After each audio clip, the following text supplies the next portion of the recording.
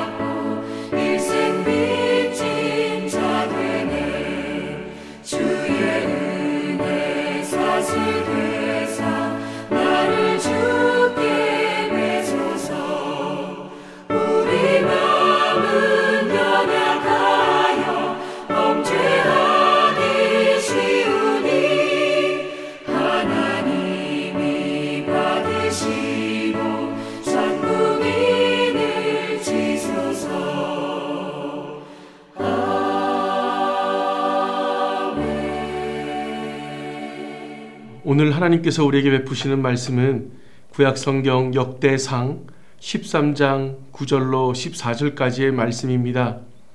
주신 말씀을 봉독할 때에 우리를 향하신 하나님의 사랑과 권면의 음성으로 들으시기 바랍니다. 기돈의 타작마당에 이르러서는 소들이 뛰므로 웃사가 손을 펴서 궤를 붙들었더니 웃사가 손을 펴서 궤를 붙들므로 말미암아 여호와께서 진노하사 치심에 그가 거기 하나님 앞에서 죽으니라. 여호와께서 웃사의 몸을 찢으셨으므로 다윗이 노하여 그곳을 베레스 웃사라 부르니 그 이름이 오늘까지 이르니라. 그날에 다윗이 하나님을 두려워하여 이르되 내가 어떻게 하나님의 궤를 내 곳으로 오게 하리요 하고 다윗이 궤를 옮겨 자기가 있는 다윗성으로 메어들이지 못하고 그 대신 가드 사람 오벳에돔의 집으로 메어 가니라. 하나님의 궤가 오벳에돔의 집에서 그의 가족과 함께 석 달을 있으니라. 여호와께서 오벳에돔의 집과 그의 모든 소유에 복을 내리셨더라. 아멘. 오늘 하루도 하나님의 말씀이 우리의 믿음과 생각을 지배하고 삶 속에서 실현되는 은혜의 하루 되시기를 예수님의 이름으로 축복합니다. 아멘. 헌신이 먼저다. 여러분 이런 표현 들어보셨습니까? 헌신이 먼저다. 얼마 전 일이었습니다. 주일 예배를 드린 후 두 분의 성도님께서 본당 로비에서 대화를 나누는 중이었다고 합니다. 대화의 포커스는 한 성도님께서 다른 성도님에게 선교에 동참하자라고 하는 동료였다고 합니다. 의미 있는 대화지요. 그런데 이 선교 동참을 제안받은 성도님께서 현재 직장과 개인적인 상황들을 이야기하시면서 이 문제들이 잘 풀려지면 갈 수 있을 것 같은데 기도하겠습니다. 이렇게 말씀하셨답니다. 기도 제목 위에 은혜를 베풀어 주시면 기쁨으로 동참할 수 있겠다라는 대답이었죠. 그때 선교를 제안한 성도님께서 미소와 함께 의미심장하게 건넨 권면의 말씀이 바로 하나님 앞에서 은혜보다 헌신이 먼저다 라는 말이었다고 합니다. 은혜보다 헌신이 먼저다. 하나님을 향한 헌신에는 항상 삶의 부담이 수반됩니다. 그래도 주님을 위할 때에 주님도 우리를 위하실 것이다 라고 하는 확신에 찬 그런 권면이었습니다. 결국 함께 선교에 동참하기로 하셨다라고 하는 그런 따뜻한 후문이 들려왔습니다. 여러분, 그렇습니다. 하나님을 향한 우리의 헌신에는 언제나 그렇듯이 고민과 부담이 뒤따르기 마련입니다. 그래서 때로는 거부하게 되고 선을 긋게 되기도 하지요. 하지만 그 부담마저도 품고 헌신의 자리로 나아갈 때에 하나님께서는 당신께로 한 걸음 헌신의 발을 내딛는 그 성도를 붙들어 주시고 강하게 이끌어 주시며 복되게 하심을 저는 살면서 여럿 보았습니다. 오늘 말씀에서도 이와 같은 장면이 등장하지 않습니까? 자신의 집에 하나님의 언약궤를 모시게 되는 부담을 극복하고 석 달 동안 헌신을 감당한 사람이 소개됩니다. 바로 오벳 에돔입니다. 사실 오늘 본문이 기록된 배경 속에 등장하고 있는 수많은 사람들은 하나님의 언약궤를 두려움과 부담으로 생각했습니다. 본래 구약시대의 하나님은 언약궤 위 두 그룹 사이에 임재하셨으며 그곳에서 백성들에게 말씀하시곤 했습니다. 그러나 사울은 그런 하나님의 말씀에 순종하기를 거부했으며 하나님의 언약궤 자체를 존귀하게 여기지 않았죠. 하지만 다윗은 또 달랐습니다. 사울이 저지른 그 잘못들을 반복하고 싶지 않아 했죠. 오히려 하나님의 뜻을 통치의 가장 중요한 길잡이로 여겼습니다. 그래서 이스라엘이 하나님의 뜻과 계획 안에 세워지기를 원했고 하나님의 언약궤를 옆에 두고 그분의 뜻을 항상 구하려고 했습니다. 이스라엘의 관리와 지휘관들이 이러한 다윗의 의견에 동의를 했습니다. 그러자 다윗은 온 지역의 이스라엘 백성들을 불러 모았고 언약궤를 메어 오기 위해서 언약궤가 머물고 있던 기럇 여아림에 있는 아비나답의 집으로 갔습니다. 새 수레를 만들었고 아비나답의 두 아들인 우사와 아이오에게 그 운반 책임을 맡겼죠. 언약궤가 움직이자 이스라엘 백성들은 크게 기뻐했고 노래를 부르며 수금과 비파와 소고와 제금과 나팔을 연주하며 온 힘을 다해 즐거이 춤을 췄다라고 합니다. 그렇게 하나님의 언약궤가 이동하는 중에 이 기돈의 타작마당에 들어섰는데 소들이 갑자기 날뛰는 사건이 발생하게 됩니다.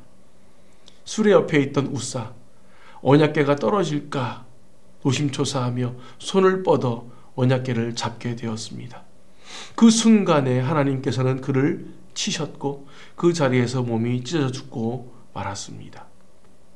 우사의 죽음은 이스라엘 백성들에게 하나님의 거룩하심에 대해 경각심을 불러일으켰습니다. 특히 다윗은 큰 충격에 빠졌고 언약궤를 옮기는 일마저 포기해야만 했지요.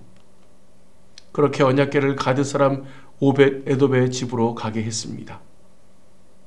여러분, 다윗이 갑자기 방향을 선회해서 그 언약궤를 오벳 에돔의 집으로 옮기라고 명했을 때에 이 소식을 들은 오벳 에돔의 마음은 어떠했겠습니까? 그의 마음을 조금이라도 상상해 보시면 오늘 말씀이 주는 은혜가 더할 줄 믿습니다. 지금 웃사가 언약궤를 잘못 다뤄서 하나님의 진노를 받아 즉사한 사건이 일어났습니다. 아마도 이 오벳에돔과 그의 가족들은 처음에는 큰 충격과 두려움에 빠져서 어찌해야 할 바를 몰랐을 겁니다. 또한 성경은 이 오벳에돔이 가드 사람이라고 13절에 명시하고 있지요. 가드 사람. 과거에 엘리의 아들 홈리와 비느하스가 이 블레셋과의 전투에서 죽임을 당하면서 빼앗겼던 이 언약궤가 7개월가량 이방 땅 블레셋에 머물렀던 적이 있었습니다. 가드 사람 이 오벳에돔은 그때 가드를 비롯하여서 블레셋 지경에 언약궤가 들어왔을 때에 발생했던 재앙과 사건 가운데 있었고 그때를 기억하고 있었을지도 모르겠습니다. 분명한 것은 하나님의 언약궤는 지금 이 오벳에돔에게는 두렵고 위험스러운 것이었다라는 점입니다. 언약궤를 자신의 집으로 드리는 것은 어떻게 보면 온 가정에 화가 미치고 또 몰살당할 수도 있는 사건이었습니다. 심지어 언약궤를 그렇게 사랑한 다윗도 자신의 성으로 옮기기를 두려워하면서 포기한 상태였지 않습니까?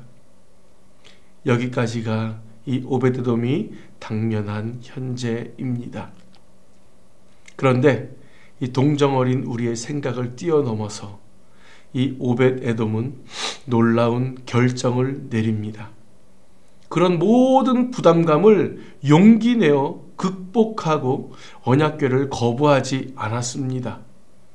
그리고 뜻에 따라 집으로 모셔드렸습니다. 물론 오벳에돔의 반응에 대해서 오늘 본문은 자세히 말하고 있지는 않습니다. 그리고 그가 은혜를 바라고 이렇게 헌신한 것도 아닙니다. 하지만 언약궤가 오벳에돔의 집에 석 달을 머문 결과 하나님께서 그의 가문과 모든 소유에 복을 내리셨다라고 오늘 본문과 함께 또 역대상 26장에서도 기록하고 있습니다. 이는 그가 어떻게 헌신했으며 어떻게 언약궤를 대했는지에 대한 평가의 반증이라고 생각합니다. 하나님께서는 부담감을 극복하고 언약궤를 모신 오벳에돔을 결코 외면하지 않으셨다라는 겁니다. 그들은 가드 출신의 이방인이라고 했습니다. 그럼에도 불구하고 그와 그의 자녀들이 성전 문지기로 발탁되었다라는 기사가 역대상 26장에 등장합니다. 이것이 얼마나 그들에게 큰 복이요 영광이었겠습니까?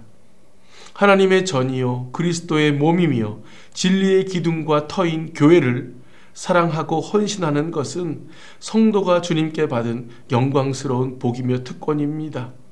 무엇보다도 자녀들이 세상의 유혹에 넘어지지 아니하고 부모와 함께 성전에서 예배하면서 믿음을 나눈다라는 것은 하나님을 믿는 가정의 귀한 유산이 아닐 수 없지요. 그런데 이러한 복을 가드 출신의 이방인이었던 오벳에돔의 가문이 누리게 되었다라는 것이죠. 또 역대상 26장에 계속해서 보시다 보면 하나님께서는 오벳에돔의 가정에 다산의 복도 내리셨다라고 합니다. 또한 자녀들에게는 탁월한 능력과 재능도 겸비하게 하셨다라고 기록되어 있지요. 그의 아내와 며느리들이 임신과 출산으로 가문의 자손의 수가 62명이나 됐다고 역대상 26장 8절은 기록하고 있습니다. 시편 127편에 이런 기사가 있지요. 자녀들이 많은 자는 그의 화살통에 화살이 가득한 자의 복과 같다라고 말이죠. 성도의 가정이 자녀를 잉태하고 나아가 다산과 잘됨의 은혜를 누린다라는 것은 하나님께로부터 오는 복이다라는 것을 다시금 깨닫게 됩니다. 은혜보다 헌신이 먼저다. 은혜보다 헌신이 먼저다. 비록 은혜를 기대하고 헌신하는 것은 아니었지만 어려움 가운데서도 도전했던 이 오벳에돔의 삶은 이러한 축복의 원리를 그대로 보여주는 좋은 사례가 됩니다. 우리가 본문을 통해 품어야 할 교훈은 이것입니다. 오늘 하나님께서 여러분의 내면에, 가정에, 직장에, 그리고 삶의 지경에 언약궤를 모셔드리라 이와 같은 제안을 하고 계시다면 과연 여러분들은 어떻게 반응하시겠냐라는 것이지요. 과연 여러분들은 어떻게 행하시겠습니까? 언약궤를 모신다라는 것은 우리 신앙과 삶의 영역에 하나님의 말씀과 임재를 상징하는 것입니다. 하나님께서는 속죄소 위 곧 증거궤 위에 있는 두 그룹 사이에서 이스라엘에게 말씀하셨고 그들과 만나 주시기도 했습니다. 또한 언약궤는 그룹들 사이에 좌정하신 만군의 여호와의 이름으로 불리는 것이었습니다. 하나님의 임재가 그 가운데에 있었다라는 말입니다. 그러하기에 이 언약궤를 모신다라는 것은 하나님의 말씀을 삶의 중심에 둔다 이러한 의미이며 하나님의 임재 가운데 거한다라는 뜻이기도 합니다. 또한 언약궤는 예수 그리스도를 상징하지 않습니까? 하나님의 말씀이 육신이 되어서 우리 가운데 거하시는 분, 그분이 바로 예수 그리스도이십니다. 그러므로 성도들의 가정은 예수 그리스도가 중심이 되어 있어야 하죠. 예수 그리스도가 복 자체이며 복의 근원입니다. 그 안에 모든 지혜와 지식과 보화가 감추어져 있습니다. 예수 그리스도의 내재하심은 오늘도 믿는 자들이 성화의 삶에서 사모하고 간구해야 하는 것들입니다. 여러분, 언약궤를 모신다라고 하는 것, 하나님을 경외하는 자들에게는 놀라운 은혜입니다. 이러한 은혜는 내 안에 소중하다 생각하던 어떤 무언가를 이렇게 내려놓고 부담감을 제거하며 그분을 위해 헌신하기로 다짐할 그때에 복의 근원 되시는 하나님의 말씀과 주님의 임재가 은혜로 임한다라는 것을 여러분들 꼭 기억하실 수 있기 바랍니다. 하나님께서는 오늘도 우리가 먼저 하나님의 이름을 높이고 하나님을 경외하기를 간절히 원하고 바라고 계십니다. 주신 말씀을 붙들고 주님 앞에 먼저 헌신하기로 결단하여 나아가는 여러분들에게 주님의 은혜가 충만한 날 되시기를 존귀하신 예수님의 이름으로 간절히 축원합니다. 아멘. 존귀하신 여호와 하나님 아버지, 우리의 호흡 가운데 계셔서 새 하루를 여시고 말씀과 동행하는 은혜를 베풀어 주시니 감사합니다. 우리의 믿음과 삶이 성령의 주장하심 속에서 날로 장성하여져서 하나님의 나라와 그의 영광됨을 위해 온전히 쓰임받는 주의 제자 되게 하여 주옵소서. 오늘 말씀을 통해 오벳에돔의 삶을 주목하게 하신 하나님, 베푸신 말씀을 순종함으로 품기 원합니다. 하나님을 향한 우리의 헌신에는 언제나 그렇듯이 고민과 부담이 뒤따를 때가 많습니다.